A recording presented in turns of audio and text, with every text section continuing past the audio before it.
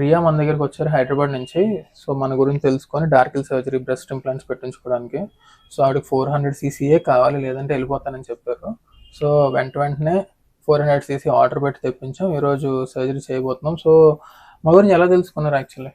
ఇన్స్టాగ్రామ్లో చూసారు. ఇన్స్టాగ్రామ్లో చూసినప్పుడు మీరు హైదరాబాద్లోనే ఉండొచ్చు, ఎవరో ఒకరు చేస్తూ ఉంటారు. మా దగ్గరికి ఎందుకు రావాల్సి వచ్చింది? ఎంత దూరం మీరు ప్రయాణించారు కదా, సో ఎందుకు వై? సో కొంచెం అది బిలీవబుల్ గా అనిపించింది, బాగుంది, చూస్తే ట్రస్ట్ అనిపించేసింది. వచ్చినాక ఇక్కడ హాస్పిటాలిటీ కూడా చాలా బాగుంది, మంచి రిసీవింగ్ ఉంది.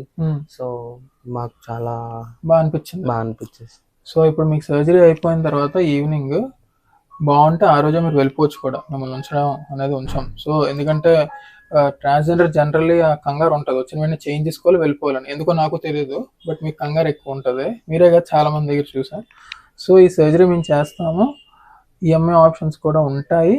కొంతమంది ఈఎంఐ ఆప్షన్ అవ్వకపోతే క్యాష్లో కూడా చేయించుకుంటారు.